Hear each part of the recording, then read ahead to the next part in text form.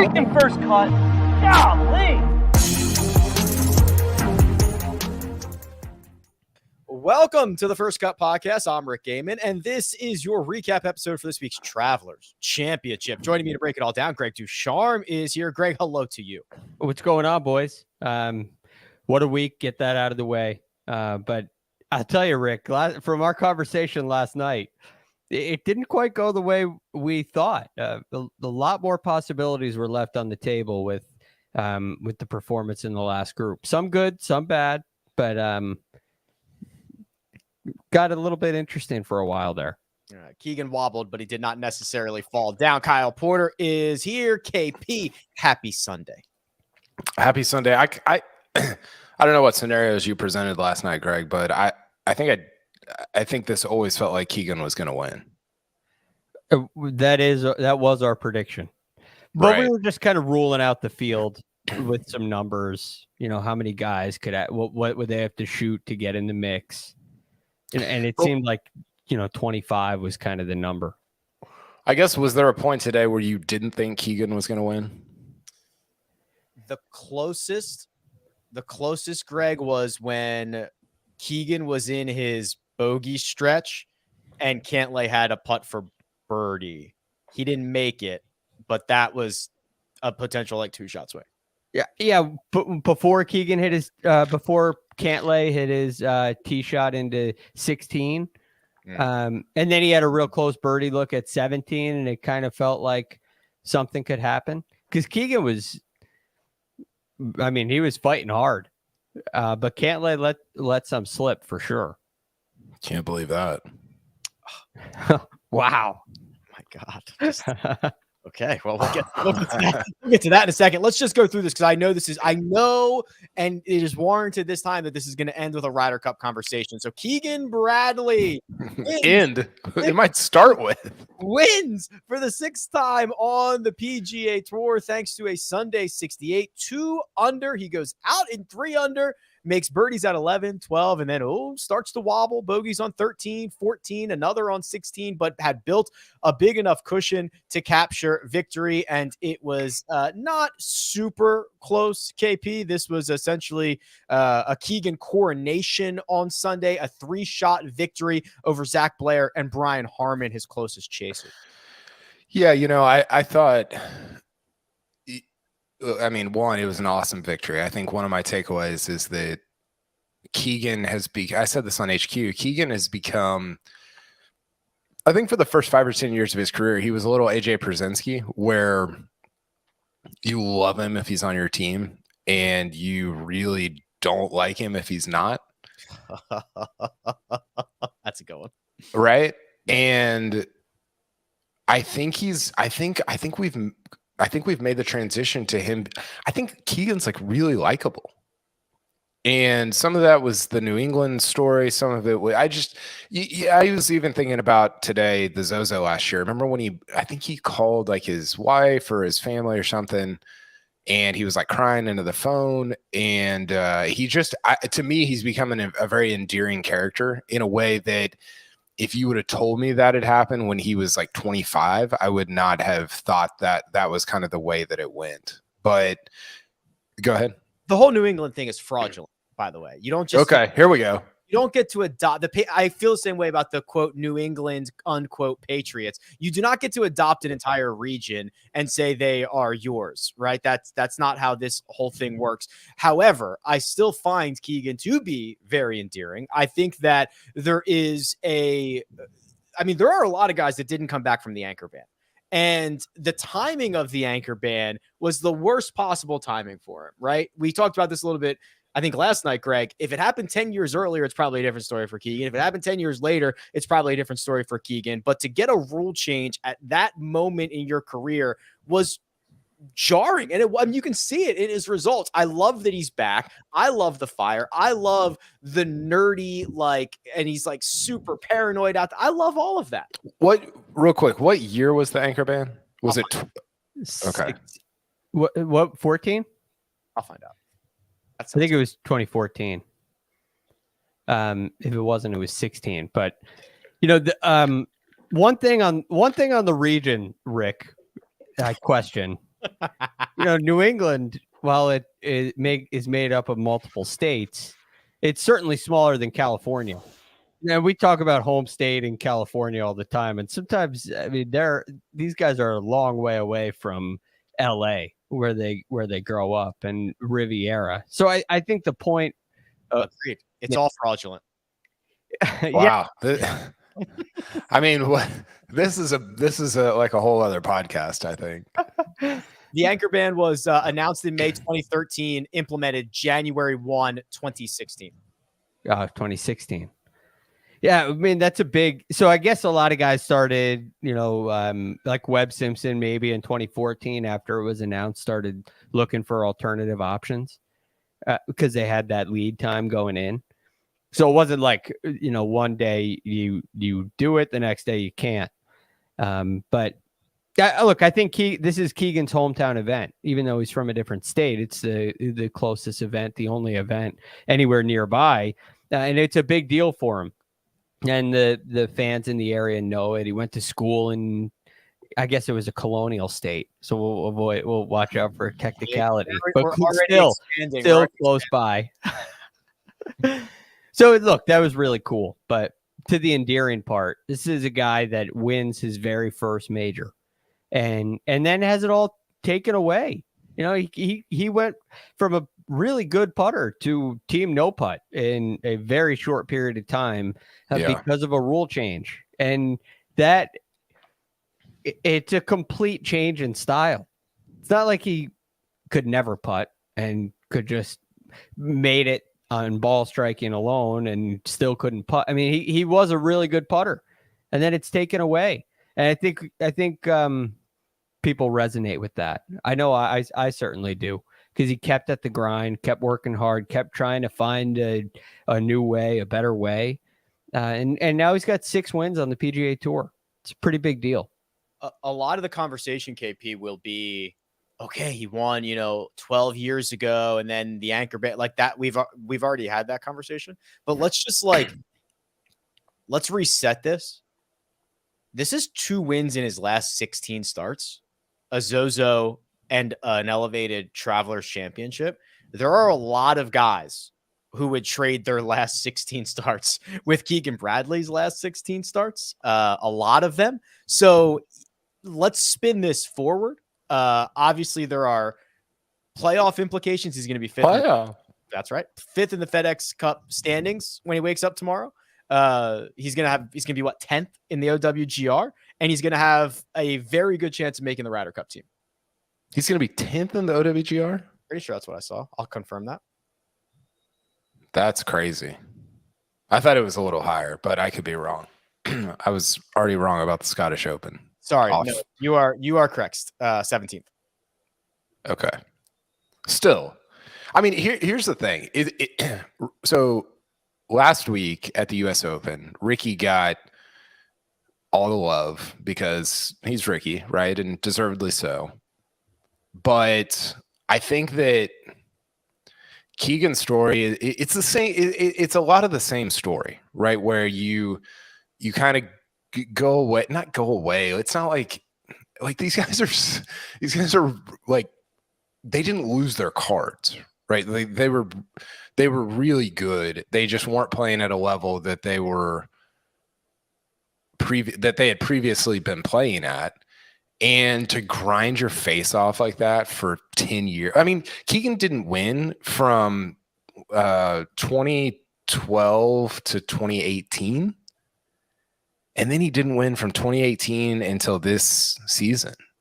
That's a lot of not winning, and I know it pays well. It's a good job or whatever, but I just think it's very celebratory for somebody like that to put in the work, to keep grinding, and then to have a little bit of a resurgence at this point in his career. By the way, before we talk Ryder Cup, would you rather have Rickie's career or Keegan's career? Keegan's. Career, or do I trade bodies with them? I don't know what that means, but career. Well, you know what it means. I mean, Rickie makes like $1 bajillion off the golf course. No, I just mean golf resume. Okay. But you also get their swing and you get their game too. I mean, I'm definitely more of a Keegan guy, right? Like I like the team no putt guys. I wish I could flush it and just worry about the putter later. I love that in general. But also, Greg loves it. Greg loves it when you and I start talking about our golf games. Yeah. But also like I mean, we were reading off the resume last night, Greg, too. I mean, it's a major, which Rickie doesn't have. It's a WGC. Does Rickie have a WGC? Did he win HSBC one year? I don't think so. He's got a Deutsche Bank. He's got a playoff. Okay, so Keegan's got a playoff event. Keegan also no. Rickie has a playoff event. Yeah, Keegan does too. He won at Aronimink. BMW. That's right, 2018. Yep. And then he's got the Zozo and the Traveler. So I think it is pretty objectively Keegan's resume is better. Yeah, and it kind of starts and ends with the major. Yeah. That's I would be interested. I haven't looked it up, but just like what's their career major record, which again, maybe I only care about Wikipedia pages, but I think Rickie overall has been better at across the board at majors. But I think you're right. I think you probably do have to take Keegan's resume just because of the PGA Championship. But my whole point in saying that was I think that Keegan's sort of resurfacing is just as, I mean, in a lot of ways, their careers have been, remember when Rickie had that kind of mini bump in 2019 when he won in Phoenix? Like they've had a lot of the same things kind of happen. They're close to the same age. It was interesting, I guess, to contrast how Rickie was viewed one week, like, oh, and I get it was a major, it was different. But then Keegan this week, it kind of just felt like, oh, cool, Keegan won, and that's just because they are who they are. But so here are the major championship highlights. So Rickie's played 48, Keegan's played 40. Keegan only has 4 top 10s, so 10% top 10s, but he obviously has the one win. Rickie has 13 top 10s in 48, so that's closer to, that's better than what, 25%? Yeah, I think Rickie's kind of a better golfer, but and we'll talk about this probably a little bit later with Morikawa. I want to talk about him just for a couple minutes. The highs and lows for Keegan have been probably more what you're going for if you want wins. But regardless, Ryder Cup, I think he's going to be on the team, which means that there's going to be 3 or 4 guys that are not, that make people say, whoa, that's kind of crazy. So here's the quick napkin math on that. We were talking about this earlier, Kyle and I were, where he's going to end up getting about 3,600 points, Greg, because you get, I think it's 1 point for every $1,000 that you earn. So 3.6 million, 3,600 points. It is going to put him basically 8th. So it's going to be Scottie Scheffler, Wyndham Clark, Brooks Koepka, Xander Schauffele, Max Homa, Patrick Cantlay, Jordan Spieth, Keegan Bradley. That's your 8. Cam Young, Sam Burns, Collin Morikawa, Justin Thomas is 11. Kitayama, Zalatoris, I guess his status is up in the air. Denny, Harris English, Rickie Fowler 16, Finau 17. That's crazy. Throw DJ in there. DJ technically 32nd. But yeah, I mean, I don't know, like what do you do with Bryson, who's 41st in the Ryder Cup rankings if he's eligible? It's the whole thing's gonna be weird. Are they just gonna be captain's picks, the LIV guys? I don't think so. Either do I, but like, okay, we still got too many guys for 12 spots. Yeah. I'm good on Bryson. I don't need Bryson. Bryson to me is just I don't think Zach Johnson is going to JT and Spieth, which make no mistake, like that's who he's going to. And they're like, oh, we gotta have Bryson. You gotta figure out how to get him on the team. Like I don't think that's happening. Yeah, well, they might have to use a captain's pick on Justin Thomas at this rate. Well, but they will. Yeah. They will, is my point. But there's question marks about a couple of these guys, with Cam Young and Sam Burns and Justin Thomas. I mean, there are big time question marks about them. That was a big week for JT because he's kind of running out of starts, right? I mean, where's Justin Thomas go in the FedEx Cup? because I mean he was 78th coming into the week. All right, so he moved that moves him to 66th projected, so that would get him into the playoffs. And having those 3 event playoffs, having an opportunity to play at least one more big time event where he's won, and possibly 2 or 3 is a big deal. So he's got to start to show just a little bit of something like we saw this week. And I think you're in really good shape with JT, but that he doesn't like the Open Championship very much or doesn't play well there, whether he likes it or not. So Scottish, if he plays at Open Championship, those are not great opportunities for him. And he might have to add something else in there, like a Wyndham or. Well, he added next week, Greg. I don't know if you saw. He added Rocket. A little desperation from JT headed to Detroit. Yeah, that's what he had to do. That's exactly what he had to do. I think as of right now. Well, I mean, but Greg, how far would JT have to fall out to not be on the team? I know. I have the same exact point, right? He's on the task force. He can't fall far enough.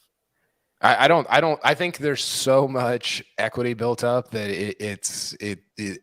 there's not enough time for him to fall far enough. Yeah, I guess that's a good point. And he's got a partner that he has a great record with, and you're not going to split. You don't want to split up that partnership. So okay, here's what I would do as of today, right after Keegan wins. Here's my 12: Scottie, Wyndham Clark, Brooks, Xander, Cantlay, Homa. I think he's in on like the President's Cup last year, just that, and I think he should be. Spieth, Morikawa, JT, Fowler, Finau, Keegan. So DJ's out, Burns is out, and Cam Young's out. Those are my 3. Wow. No Harris English. I'm fine with that. Oh boy. Yeah, I guess. And Sam Burns was carrying Scottie Scheffler at the President's Cup. That's true. I just pretty easily put him. I'm just dismissive of him, which is perhaps unfair. But okay, he wins. Where's he been? He hasn't really won the match play. Yeah, he wins match play, but you're right, he won the match play. Nothing since then, and I think even more so, just no noise at the major. I mean, listen, it's not you shouldn't be ashamed if you don't make this team. This team is insane. You're going to have guys that have won in the last year or 18 months that are not on it. You might have a guy that's won, probably not twice, but maybe. I mean, imagine if Zalatoris was in the mix here too. Yeah. Like, is he going to be back? I don't even remember the timetable. I think he said he's out for the remainder of the season. I think he said season, technically. Right. But how do you put him on the team? Yeah, it would be tough. Or what if what if Harris English wins the BMW? Oh boy.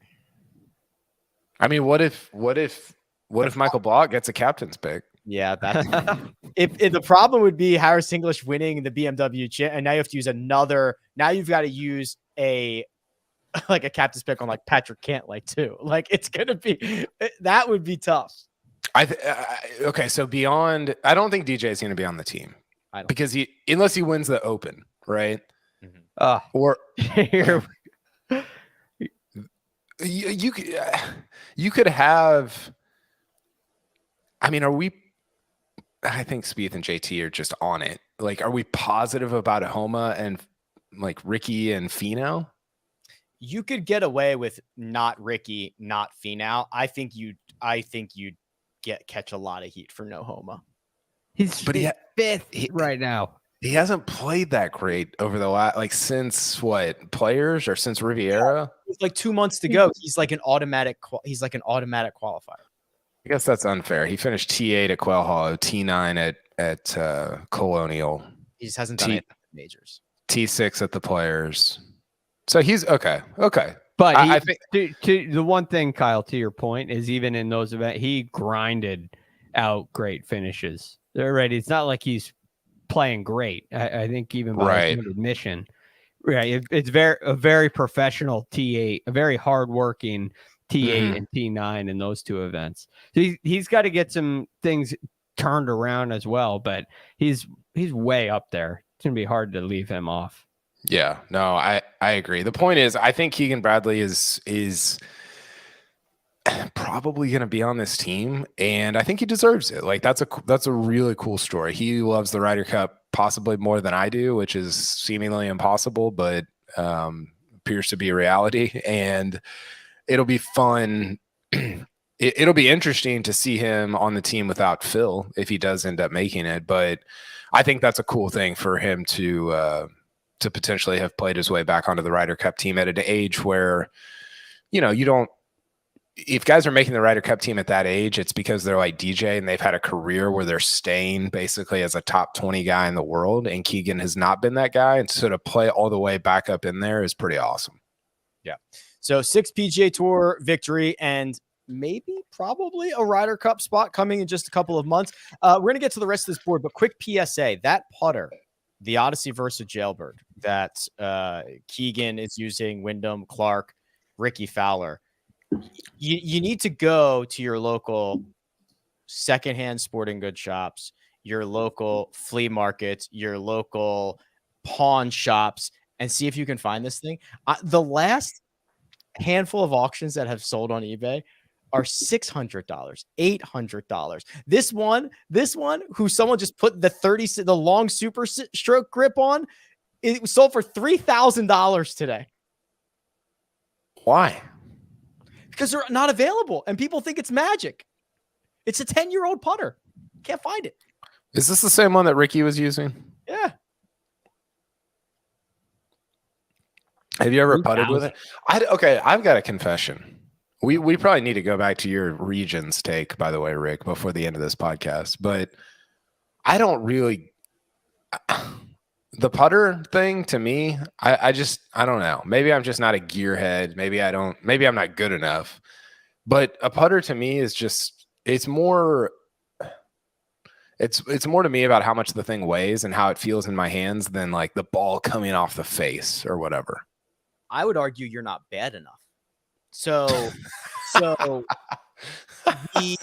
the entire golf equipment ecosystem exists on quick fixes that can improve anybody's game.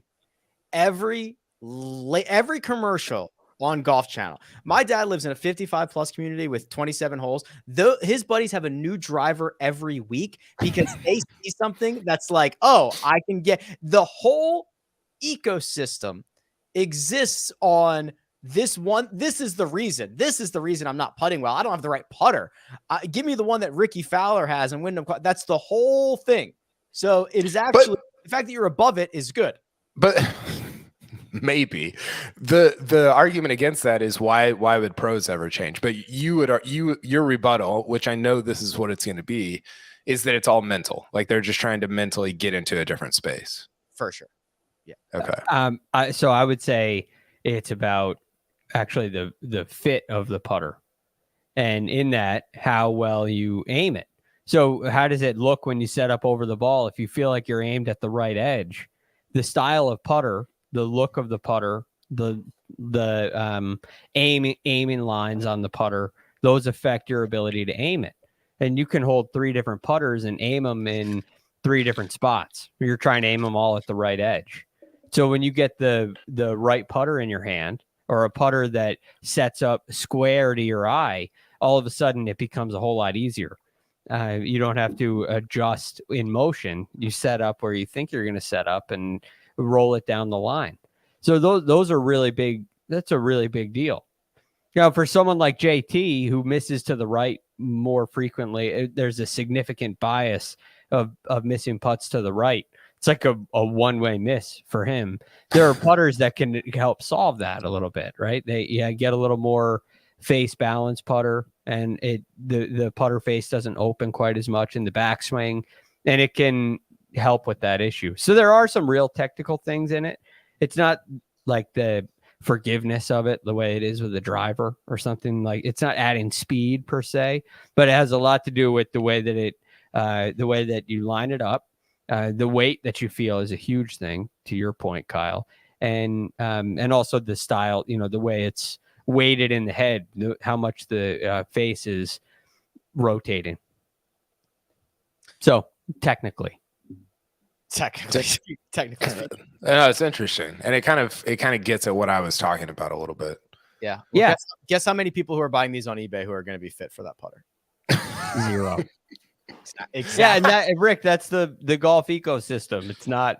You're selling hope. You're selling hope. You're not selling putters. Hope is the best emotion, right? Everybody's 0-0 on opening day, right? Yeah. Trust the process. It's hope, baby. But that's like, okay, I don't want to get too existential here. We're all kind of selling hope, right? Like when we talk about when we do our picks on Tuesday or DFS on Monday or whatever, it's the hope of hitting them all this week, which we did not, but yes, we'll get to that. That is the hope. All right, we are going to cover the rest of this board, talk about some notables, recap our best bets, and one and done. But first, we're going to take a quick break and hear a word from our partners. Get breaking news. Big news coming out of the NFL today. Highlights and instant reactions. The largest final round comeback in Tour Championship history. We're down to the Final Four. I just want to take time to analyze greatness. Talk winners and losers with a guy who's already a big winner. CBS Sports HQ. It's all sports all day long. And we're back. Let's hit a couple of notables here. Rory McIlroy gave us the warm and fuzzies, KP, early in the rounds, 5 under through 7. I was ready for it. I was ready for 59, 58, 57, whatever it takes. That was not to be. He ended up shooting a 64 after bogeying the 9th hole and then kind of losing momentum on the back. Yeah, I think to me, this is sort of the bookend to what's been a really good 6 weeks for Rory. I went into the PGA Championship. I think he went into the PGA Championship and even came out of the PGA Championship not feeling 100% about where his swing was at. And he didn't talk about it today. Maybe he talked about it earlier in this week. I bet he would say that his swing and his game are in a much better place than they were 6 weeks ago. It's 5 straight top 10s. I think he's and if you look at the numbers, Rick, I'm sure you have, he's not just leaning on driver. Mm-hmm. And in fact, driver at times has been just kind of average. He's hitting the ball well. Like he's hitting his irons well. He's hitting wedges a lot better than probably he was. I haven't looked compared to like 8 weeks ago, but he just seems a lot more locked in than he was at the end of April, at the beginning of May. And I think going into Hoylake, honestly, I think he should be the favorite at Royal Liverpool. And I don't know if he will be, but I think he should be because he's won there, because he's, to me, just a lot more locked in than he was going into any other major this year, including the US Open, I think. And I think he's playing with a lot more confidence than he was. I think his floor is right there with Scheffler's, at least for right now, as just being so ridiculously high that it's almost, it would be hard to go into a tournament for anybody else thinking you're going to beat him or Scottie Scheffler. Yeah, the driver actually, Greg, is what got him in trouble on Sunday. He hits it up against the boundary fence on 9, trying to drive. The green there, has to take a drop, and that's where he makes the bogey and stops that momentum for 59. But it is weird the way the Scheffler run is categorized compared to the Rory run. It's just both of them are playing at an incredibly high level. It almost feels more negative towards Rory because it's not coming with major championship victories. Yeah, and also, what he's done before. He's accomplished a lot more than Scottie Scheffler. Scottie Scheffler feels like things are blooming and heading in the right direction. And he also has a couple more maybe backdoor top finishes rather than being up near the lead and everybody expects him to win and then he falls down. So it may be stronger finishes from Scottie Scheffler have changed that narrative a little bit, but Kyle's right. I mean, his iron play has been a lot better since, Wells Fargo was his first event back after Masters, and it was a little shaky, especially the wedge play. And it's been a whole lot better. It's been actually kind of impressive to some degree. Today, it was a dartboard out there for him. He was throwing it at every flag. Had great looks, hole after hole after hole, which was great to see. And we're getting back to this point now where the putter seems to be the thing in question. And he putted a lot better today. Putted a lot better Friday too. But I love seeing birdie runs like this out of Rory. It's one of the most impressive things in the game to watch when you see somebody like Rory McIlroy go out and make 4 birdies in a row. 5 birdies in 6 holes, 7 holes. It's just incredibly impressive. So it was enjoyable to watch Rory get it going today. That's for sure. That Scottie Scheffler guy has done it again. T4, thanks to a 65 on Sunday. 245 days ago was the last time Scottie Scheffler finished outside the top 12. We are almost up to the human gestation period of which Scottie Scheffler has what a way to look at it. I mean, it's crazy. I mean, it's consistent, it's elite, it's phenomenal. It is insert your own adjective here.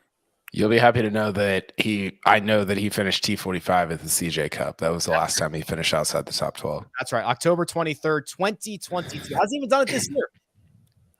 Okay, so 2 numbers that I want to highlight. People get so sick of me yelling about Scottie Scheffler. Sorry, not going to stop.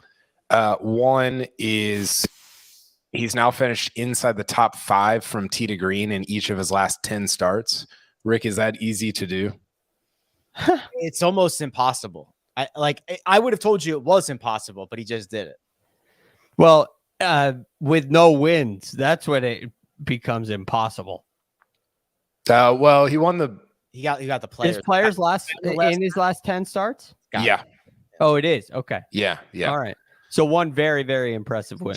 The other thing is, I think Phoenix is in there too. Best field. Really? Like he plays against the best fields. All he does is play against the best fields. No, Phoenix is not in there. Maybe it should have been, but 4, 5, 6, 7, 8, 9, 10, 11, 12. So if you count this week, this is 13 going back to Phoenix. Oh, yeah, sorry. I include the match play too, so maybe 12. Yeah, so Bay Hill second, Players first, Masters second, RBC Heritage 5th, Nelson 2nd, PGA 1st, Colonial 1st, Memorial 1st, US Open 3rd, Travelers 2nd. Yeah, it's insane. And then well, I was going to say the other one in there since Waste Management where he's outside the top 2 or maybe 2. He was like 5th one week and 3rd another week. It's incredible. He was 5th at the Heritage, 3rd at the US Open. Everything else is 1st or 2nd. And it's not like he's playing the Latino American Tour. It's not even like he's playing the Chris Stroud PGA Tour. Sorry to Chris Stroud. He's playing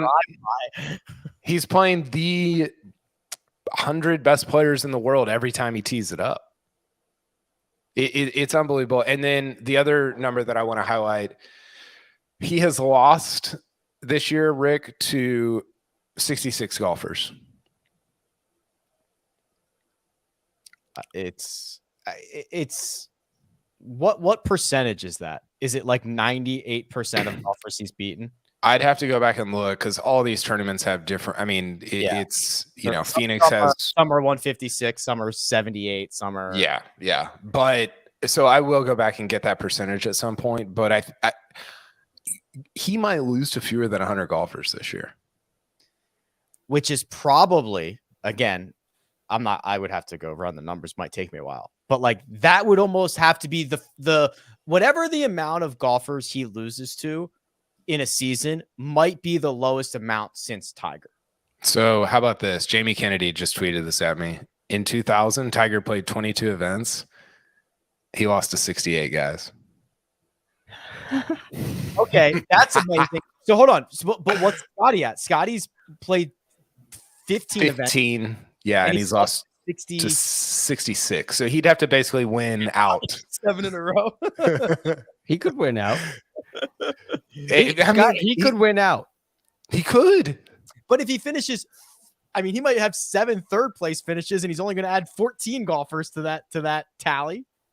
Yeah, totally. And yeah, I had this in my newsletter this week, but Josh said Rahm has lost to more than 66 guys in his last, I think it's his last 4 events or 3 events or something like that. So it's an extraordinarily difficult thing to achieve when you talk about consistency. And he's amazing. Like I did not see this. We knew Scottie Scheffler was good at the Ryder Cup in 2021. I did not know. I don't know if he knew that he was this good coming into this year. The best player in the world. It's hands down. Like he's the argument against should Rory be the favorite at Hoylake? Yes. Well, yes. Scottie Scheffler. That's the only answer. He has absolutely taken the number 1 player in the world spot as his. But what's crazy? Deserves it. What's crazy is that Rahm has won twice as much as him this year. And Rahm is number 1 in the FedEx Cup standings. So what's a better year for Scottie? Last year? Like what year impresses you most? Obviously, you win a Masters. That makes it a pretty good year. But are you more impressed with Scottie this year or last year? This year. Me too. And he's won half the time and no majors. Yeah, this is a joke. Last year. What about you, Rick? Last year's was like very underwhelming. Last year's was the year he like drove it better than anybody and then didn't get anything out of it, right? The only thing he won was Mexico. Was that last year or was that 2 years ago? No, last year no. Scheffler, not Rahm. Yeah, Scheffler. No, this year. Yeah. No, this year's insane. And I don't know how to like, and whatever. Like if you don't think it's impressive, that's fine. But I feel like I've just spent so much time trying to convince people of how impressive it is. And you almost have to, Rick and I were talking about this, I think at the US Open, you almost have to contextualize it through something that Tiger has done or whatever. Like that's the only lens through which people can view greatness in golf. And that's fine. That's fair. But man, it's been incredible. And I hope he gets a couple of, I hope he wins like 4 in a row just to highlight how good it's been so far in 2023. The only cooler stats that come out of sports now are the Shohei Ohtani stats, which are just him breaking everything, leading the league in homers and also being like the 3rd best pitcher. Like it's sickening what he's doing. It's a good time to be in baseball and golf stats. Yes. Here's a question from Josh, our producer, not the listener or watcher. Question. How many times does Scottie need to win Player of the Year? All right, hold on. So let me give you at least the front runners right now. So, oh boy, they changed their site. Why did they do this?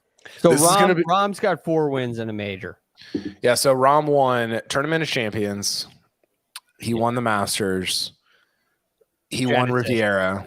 Oh man, his resume is American filthy. Express, which. It's 4 wins in the Masters. Three of them are designated events. Right. Scottie won Phoenix and Players. Max has won twice. Wyndham Clark has won twice. Tony Finau has won twice. Those are your multiple time winners.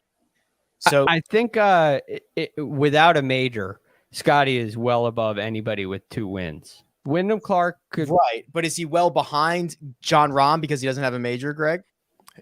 He's not well behind him. I think he is behind him.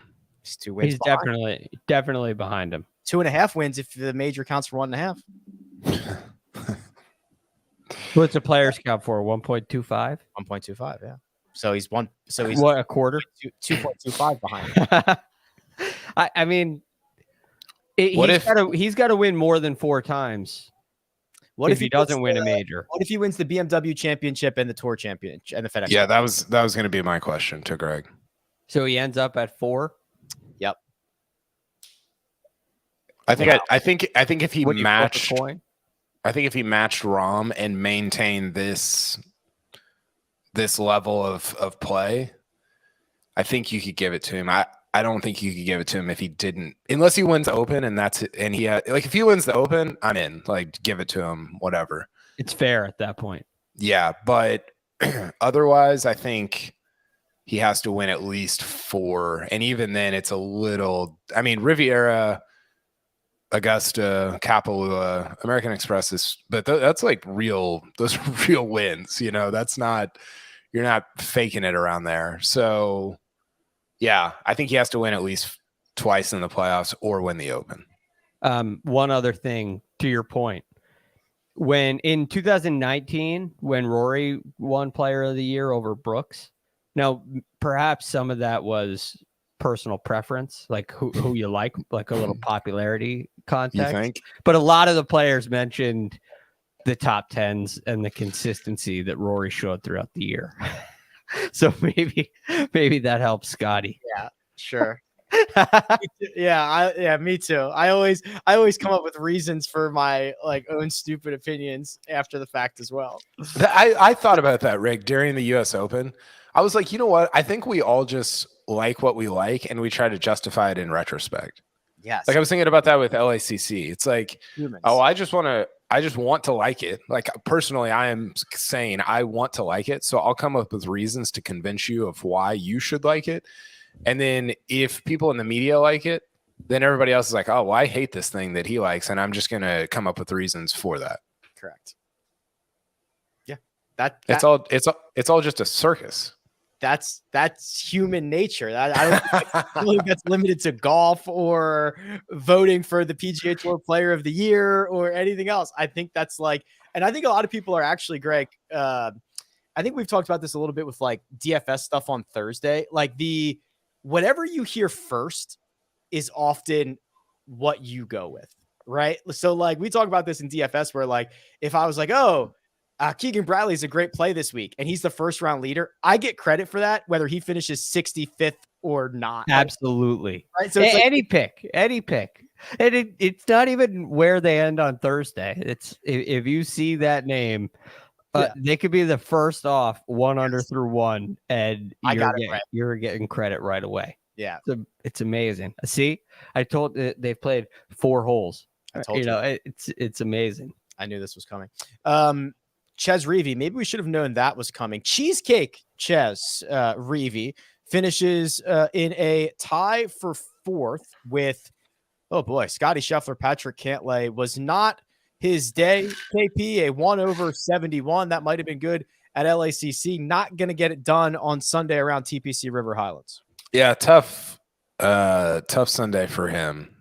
And, he I don't even know how much of his round I even saw. I was kind of back and forth between the KPMG women's PGA and this, and I saw a lot of Keegan, saw a lot of Scottie, saw a lot of Rory, didn't see a lot of Chez, but the putter ran out, right? That was sort of his issue. And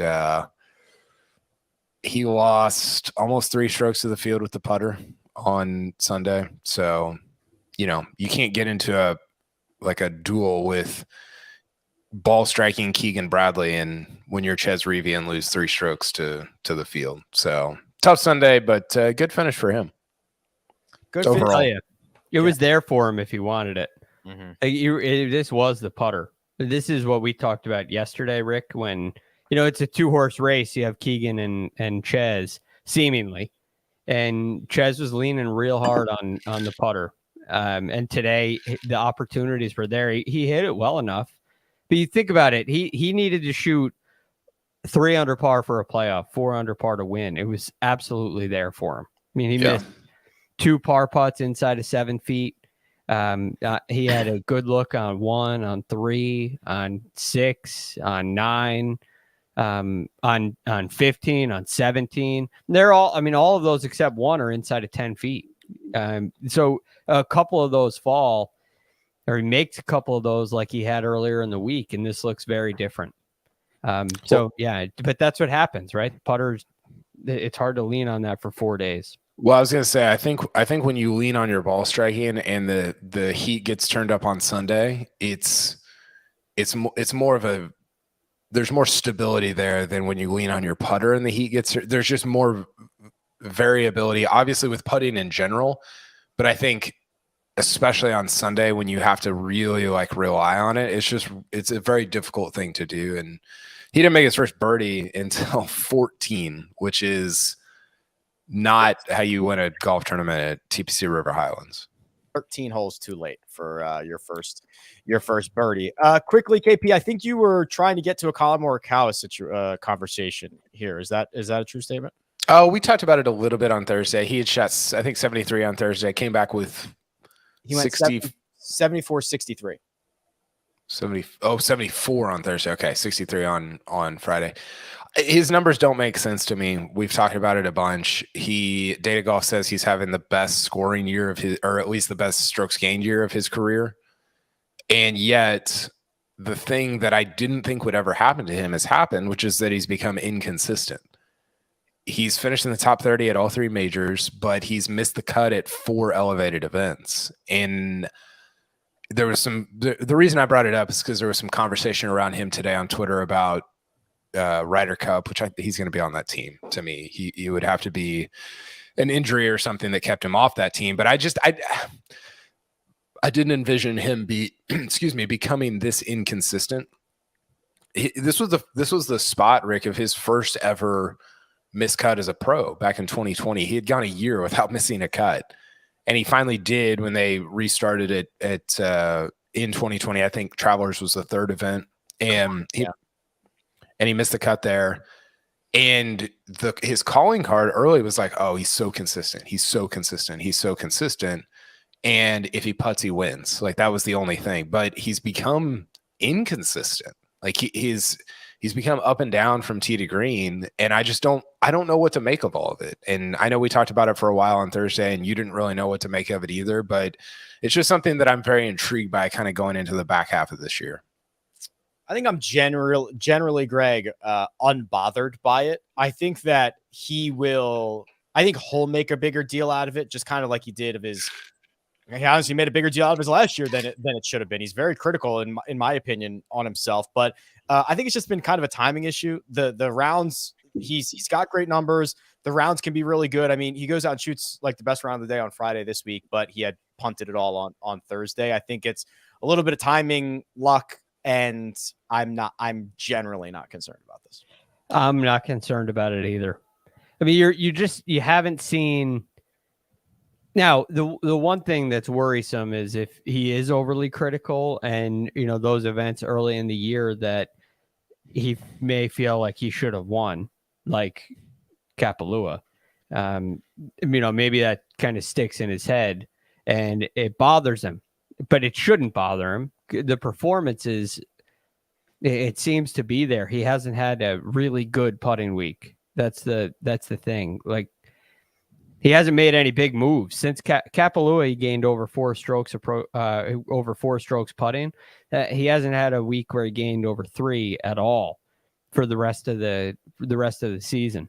And when he does that, he probably will win. So it seems really close. Seems really close for him. I wouldn't get too discouraged.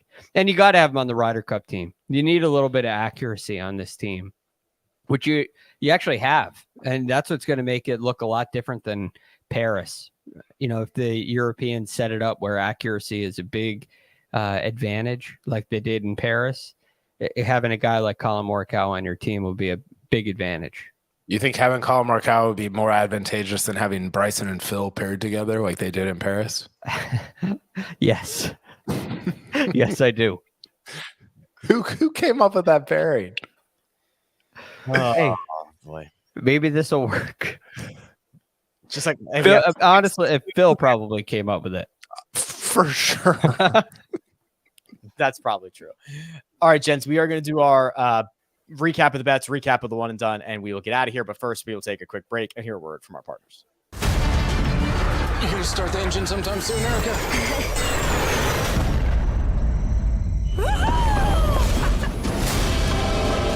Do you know the odds of all of us being here at this time? It's improbable, yet here we are, together. Hold on to your saddles.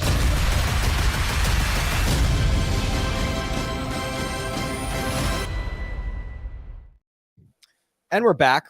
I want to take a moment to lift up Chris Stroud. Chris Stroud has one PGA Tour victory. I will give either of you $1 American if you can tell me when and where that was. One victory, one PGA Tour victory. It was the RSM Classic in 2017. That's not right.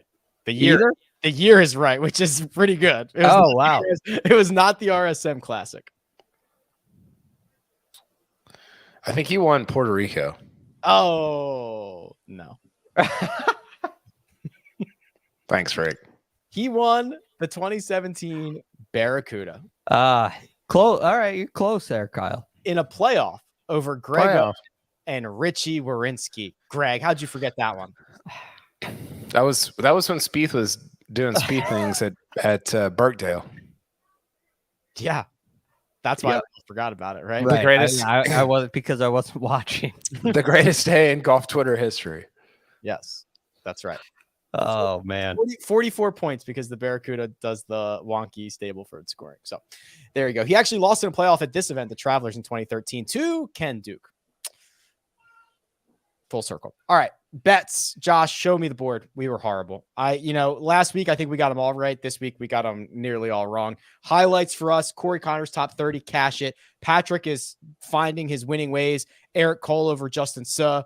And then Scottie Scheffler, top 10 at minus 105, which is the lock of the century. KP, I believe this was week 11 or 12 in a row for Eric Cole, and he's played like 16 of the last 18 weeks. That's a lot of golf. That's more than Sung Jae. Yes. He is piling up rounds, and I mean, good for him. And then he plays the mini tours on his weeks off. It's crazy. Where's he at in the FedEx Cup? Oh, I just looked this up the other day. Hold on, I can tell you. Of course, he's 39th. Eric Cole, 39th. He's way at, and left 39th. He's way ahead of JT, which is just golf is stupid. Yep. Golf is stupid. Let's do the best bets, which Greg, luckily you just weren't here. Just you don't want to be a part of this. That's 0 for 3. Hubbard top 40. He missed the cut. Patrick had Sahith to miss the cut. He made the cut. Mark had Charlie Hoffman to finish inside the top 40. He finished outside the cut line. So no bueno. No bueno. Yeah, that's these are tough. That's tough for me to look Patrick at. Loves the miscut. I don't like the miscut play. Patrick finds positivity in negativity, and he likes. I don't like that. People. I love the top 40. I really like Hubbard top 40. I think that made a lot of sense. Thank you. Charlie Hoffman loves the place. I get it. There's better options. There is how many strokes gained has Scottie gained? How many strokes has Scottie gained since Patrick said he doesn't pass the eye test? It's probably a ton. What a take. 1,000. What an all-time take. Seriously. I mean, I get where he's coming from. Pick a worse season to put that take out there. Like literally anybody else. No, I mean, I was watching when you watch Scottie Scheffler hit a draw, when he hits great shots, it doesn't look good. I get it, but he's the best. This is, aside from Tiger, it's like the best golf I've ever seen. You know, in my life, right, where I've watched it on TV. It's not a very long period of time. Bobby Jones is rolling over in his grave, and Marcus ears are ringing as he's driving home right now. Yeah, because I didn't see. Unfortunately, I wasn't a big golf fan in 1920. 29. 29. So yeah, I wasn't into it. You'll love this, Rick. I had this conversation with Joseph Lamagna probably about a month ago, and he was talking about how I think it was Daryl Morey has this thing where if a guy looks bad doing something, but he's still great, you should actually trust it more because he's been because there are people like Patrick who say, they just dismiss it out of hand. Right. And so it's almost the fact that it looks bad means that you should trust in it more than you would if it looked good. Like Sean Marion's shooting stroke is like, wow, no, I should really trust this, because at every point in his life, some percentage of people were like, this guy's got no chance. Write this guy off. Probably wasn't recruited the way he should have been. Probably. Totally. 100%. And then the numbers almost win out at the end of the day.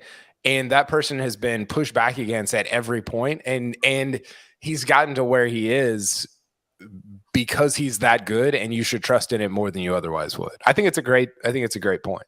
Yeah. I think it is too. I just don't know if it applies to Scottie Scheffler.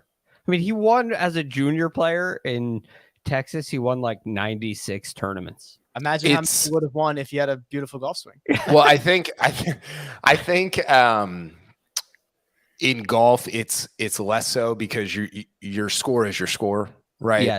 So it doesn't apply as much as baseball is kind of the ultimate application of it, but because you think about Moneyball, I mean, it's kind of a Moneyball take or situation, but. So yes, you are correct, but I still think there's some application of it towards somebody like Scottie Scheffler. At least with us, like the media, it's our perception. I mean, look at Patrick. He still went to Texas. It's not like. Well, he would have gone to Oklahoma State if he was. There's a take. Let's do the one and done, because it was actually Scottie Scheffler and Patrick, that lovable duo, who won the week. We'll get there in just a second. Russell Henley for you, KP. I'm in last. Russell Henley for you, Greg. $245,000. And yes, KP, because of the eye test and Scottie Scheffler, Patrick has passed you. Yeah, it's not good. This is tough. This is also tough to look at. Are we getting do we get the FedEx Cup bonus? Because I've still got Rory that I'm just hanging on to. I hope he wins the FedEx Cup. So it'll be worth a lot, because we'll do double Memphis. So first you better save Rory, because first for the Tour Championship is going to be like $7 million. Okay, so I'm still alive. Yeah, you're still alive. I guess. But Scottie Scheffler is going to win that, and I think we've all used. Also, Mark is going to use. I know. I could get second. Producer Josh, could you look and see who's used Rory so far? I can tell you. I have it up right in front of me.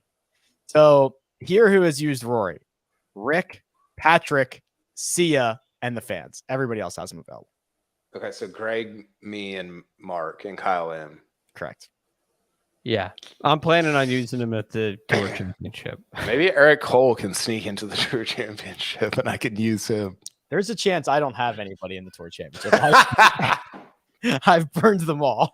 So, I'm going to need a little luck to get somebody, one of the final 30. Patrick won the week, as mentioned, $841,000 from Scottie Scheffler. He moves up to 7th ahead of Kyle. Myself and Sia Najad had Hideki Matsuyama. That got us $405,000. The fans, oh boy, I think this is their first missed cut of the season. The fans had Collin Morikawa. Let me just confirm that. No, they got 0 from Rory at the Masters. So that was their last missed cut. Yikes. 0 from John Rahm at the Player. The fans have gotten $0 combined from Collin Morikawa, Rory McIlroy, John Rahm. Ouch.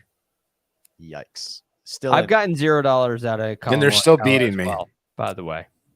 Yeah, actually, I'll tell you what. Collin Morikawa has gotten everyone who has used Collin Morikawa, except for Kyle M, has gotten $0. Kyle M, 332,000. I used him at Phoenix. Yep, me too. 0. I used him at the Memorial, 0. Patrick at the Memorial, 0. Kyle M last week, 332, and then the fans this week, 0. I've got JT left also. I need a late year resurgence. Maybe I'll play him at the Tour Championship. That would be pretty good. Although he's got to get there. So Kyle M did not submit a pick on time. However, because he loves children, not like that, because he cares about children who have cancer and wants to donate to them, we offered him an extension. He graciously declined it. Wow. Integrity. Golf is a game of integrity. And so is picking. Yes, it is.